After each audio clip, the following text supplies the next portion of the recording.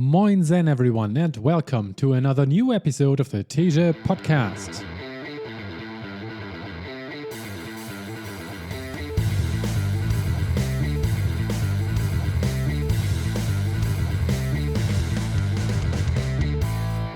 What it takes to host a DIY ultra running race. Part 1 of 2. The Munich Breweries Ultra 2025. I'm part of the core team that created those two events and have written about both of them before, but the reason I'm publishing this post is that in 2025 we have successfully lifted up both races to the next level and the arising challenges have become different and more interesting. My goal here is to provide others who are thinking about putting together something similar with some tips and tricks to share our learnings and also hand out some plain encouragement for people to pull through to get it done.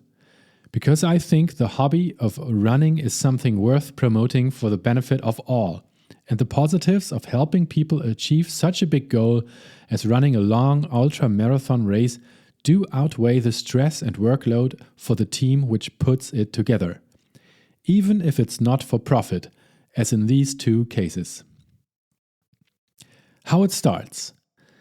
New ideas often are met with initial resistance, especially so if their scopes expand beyond what's imaginable for most. In many cases, it's also not easy to explain the reasoning behind the inception. People have struggled to rationalize them before, sometimes falling back to seemingly superficial answers such as because it's there when asked why mounting the tallest mountain on earth for the first time, or weil ich es kann, after being questioned about what the point would be of doing 120 long-distance triathlons in a row.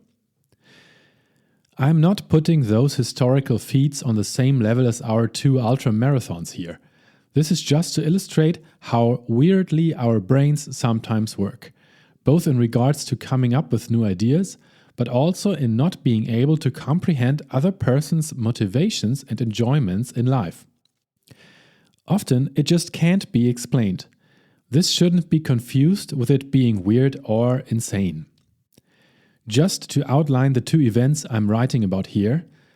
One, the Munich Breweries Ultra is an 80-kilometer, that's about 50 miles, guided group run through the city of Munich, visiting all 7, soon 8, official breweries of Munich beer, while having one Häube each along the way. A Häube is half a liter of beer, about 16 fluid ounces. 2. Bremen-St. Pauli 100 is a proper race that leads from the Weserstadion in the city of Bremen to FC St. Pauli's Millantor-Stadion in the city of Hamburg, while covering 100 miles, which is about 160.9 kilometers. In both cases, I did not come up with the initial idea, but I was the first one to embrace it. The Munich Breweries Ultra is an idea of my friend Nicolas Palme, who spoke to me about it at some point in 2021. I thought that this unusual idea sounded great, so the two of us then did the initial test run that same summer during the pandemic, enjoying it heaps. In the case of Bremen-St. Pauli, it was also a friend of mine who came up with it first. It's Michael Mankus, and he mentioned it during an episode of Runner's World podcast when he and I were both guests in order to speak about our then new project called 4216. That was episode 82 of that podcast, published March 11th, 2022. We were promoting one project but already thinking about the next one, as always. While I did not come up with those ideas, I was the first to jump aboard.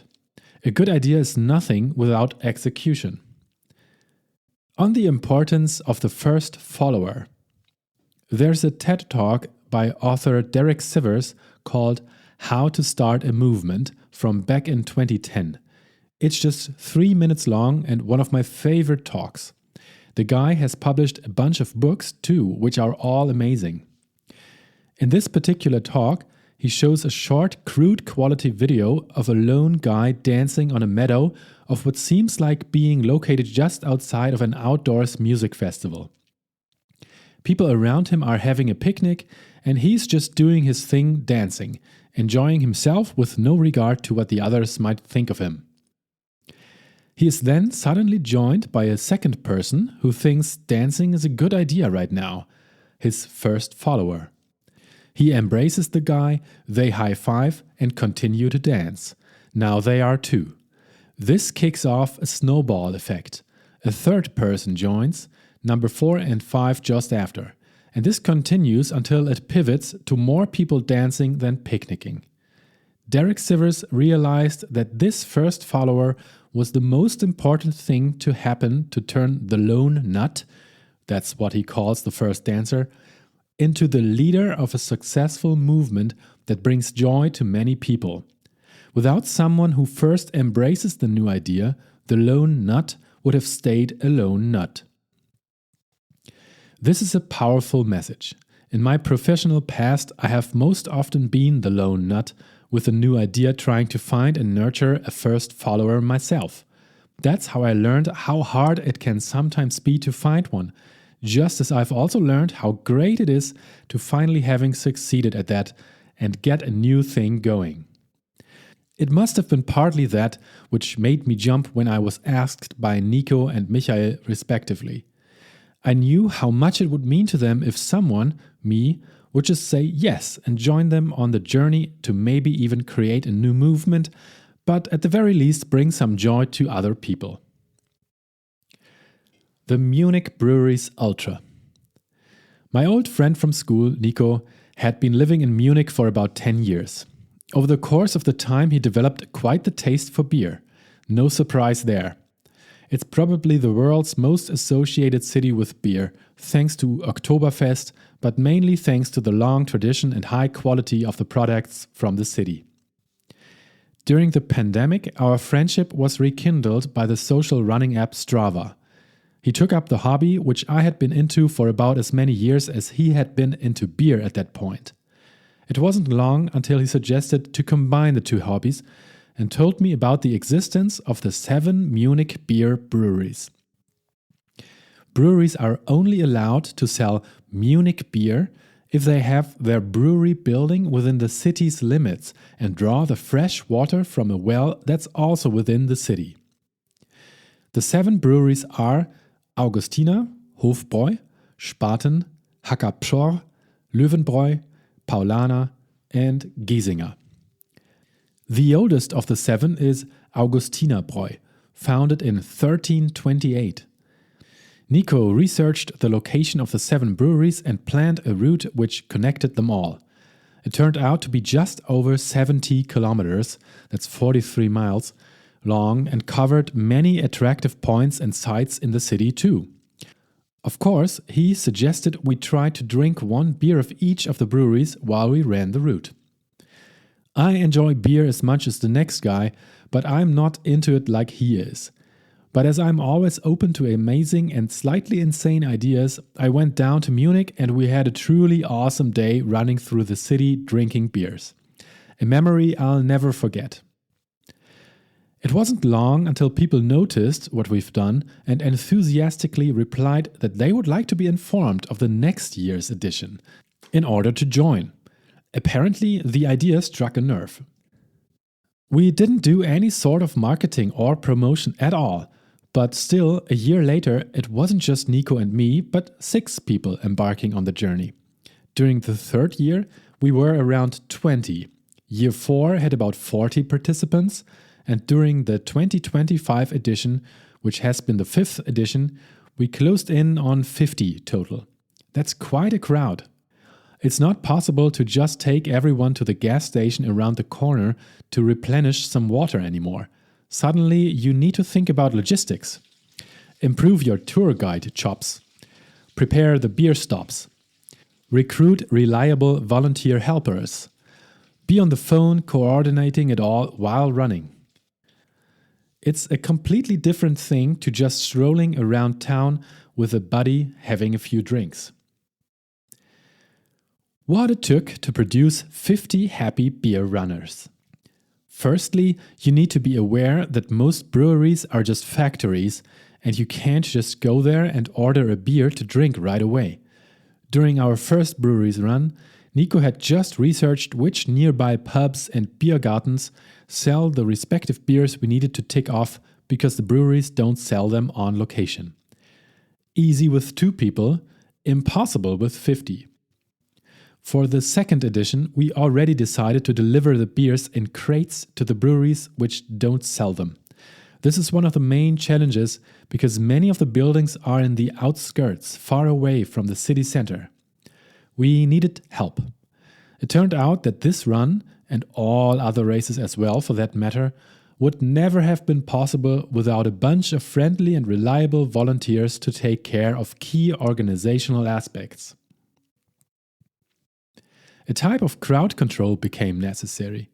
We needed to find out how many people were likely to show up in order to plan the amounts of beer. With an event that has the power to go viral, and to a degree it did, you don't want to find yourself with a number of runners that's impossible to guide and who might get angry if there's no beer left at the stops. For that reason, I set up a website with a small sign-up form, so we at least had a list of people we could email with some details. An Instagram account was created too, so people could stay in the loop as well. For practical reasons, Nico opened up a WhatsApp group and we added all the signups into it. During sign-up, we asked all of them if they preferred standard or non-alcoholic beers. This all helped a lot in getting an overview of how much beer is necessary. Next on the list is the planning of the route.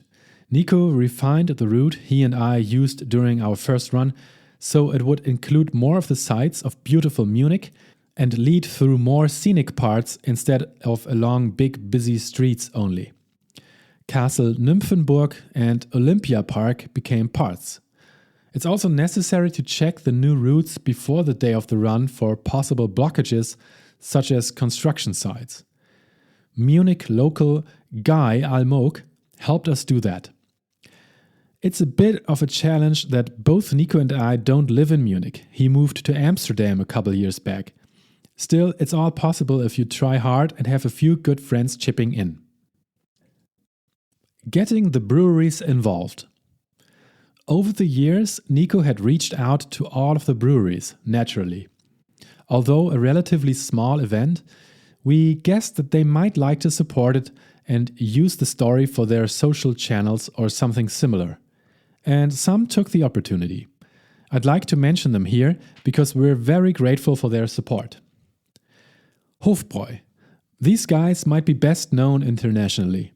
They are a huge company with restaurants all over the world, in places like Singapore, Las Vegas, Dubai, Shanghai, and I've even personally seen a Hofbräu Biergarten called München in Wellington, New Zealand.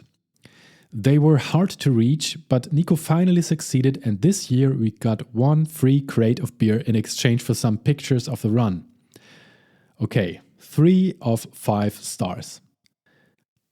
Paulaner, Hackabschor. Those 2 breweries belong to the same company these days, and both are located next to each other, quite far off of the city center. And on a Saturday, which is the day we traditionally do the run, nobody would be in those buildings working, except for probably a core team and the security folks. Still, Johannes Rieger of Paulaner showed up right on time as coordinated with us up front, pulling a cooling trailer full of free beer for us all and even handed out some goodies. Legend. 4 out of 5 stars. Giesinger. These guys are the latest addition to the exclusive Munich Beer Club, having built their first factory in 2006. Compare that to the oldest one, Augustina, who have done so in 1328, soon celebrating their 700th anniversary. Imagine 1328. I think those were the days when everyone was wearing super tight pants, pointy shoes, and sported a bowl haircut. And drank Augustina beer. But Giesinger, being a modern and quite frankly awesome company, have fully embraced our idea early on. This year they topped their efforts. Not only free cold beer at their brewery for the 50 of us, but they even went out of their way and offered water, fresh bananas, and salty warm Brezen, the Bavarian-style pretzels. Steffen Marx, who is a founder of the Giesinger company, even came over to mingle and have a few beers and pictures with us. What a guy! 5 out of 5 stars. Honorable mention, Münchner Kindl. These folks are about to become the 8th official brewery to produce Munich beer, but their factory is still under construction and the product isn't ready. In previous years, they have been wonderful in providing an aid station for us nonetheless. We even once got a mid-run brewery construction site tour from one of the CEOs. Food and drinks as well. This year, the construction site was in a status that didn't allow for us to visit, but we still made the southern loop to at least run by it. 4 out of 5 stars. In the past, we had a connection to the connected Löwenbräu and Spaten breweries, but the guy unfortunately switched employers, leaving only the ancient Augustiner folks who have still not shown up in support of the run. But I guess if you're 700 years old, you wait a while to see if a new thing is actually going to stick around and worth supporting. I hope one day they'll be part of the fun as well. Other types of preparation. We have thought about producing some goodies for our runners and probably will in the future, but so far it hasn't come together. And for some reason it has become a tradition that one of us, usually Nico and or Guy, prepares wooden clothespins with each one's name on it to pin to your running vest. The idea being that people will get to know each other more easily, although in practice those tiny names are tough to read when you're running and someone is running next to you. Still a fun addition. For edition number 3 in 2023, Nico was able to get some friends involved who would film the whole run and make a nice video report about it, just for the heck of it. It turned out great and is a nice impression on where the run was at 2 years ago. Things have changed since then, but still. During the last few weeks before the run, Nico was quite busy coordinating with our volunteers. We needed to plan the timing windows during which all, or at least most of us, would arrive at the brewery stops, so that the volunteers and brewery folks could get ready for us. Syncing this with their busy schedules wasn't easy, and we definitely needed to replan a thing or two last minute. Nico took care of most of that. He sometimes asked my input and we came up with solutions together, and I was able to introduce 2 Munich friends of mine into the bunch, Till Fischer and Joachim Steven, who were both of huge help during the past 2 editions of the run. The day before prep. With around half of the brewery beers taken care of, Nico and I had to drive around and coordinate to take care of the rest of them. This takes about a day, and we have to be in Munich in person. First order of business is buying the remaining beers we wouldn't receive from the breweries. By the way, we paid for all of it by asking all participants for a donation of 20 euros. Nearly all of them were happy to send over the money, and we even once had one guy who was so intrigued with the idea, he decided to wire $100. People are awesome. Apart from the beers and some logistical costs, we used the remaining money to buy gift cards for our amazing volunteers afterwards. It was a bit of a challenge to find the non-alcoholic versions of all the beers left to buy, but Nico did some research before, which made it easier. Loading up all the crates into a rental car, we just needed to deliver them to the correct spots. The Spaten and Löwenbräu went to a friend who lives near the 2 breweries and has a basement cooler. Perfect fit. Augustiner needed to be delivered to a different friend living closer to the brewery. Both Spaten Löwenbräu, which are located on the same block, and the Augustiner brewery beer stops would be serviced by the wonderful Till Fischer, MVP of the day. Hofbräu is a real challenge due to their remote brewery location, but we solved it by driving out there, buying lots of ice and a car windshield insulation sheet, and just hiding it in the bushes near the building overnight. Even on a hot summer weekend like this one was, the amount of ice in a handful of bags sufficed to keep the beers cold for the next roughly 12 hours. Day of the race, Munich Breweries Ultra 2025, May 31st. With all of it taken care of that we were able to take care of, this was a promising day.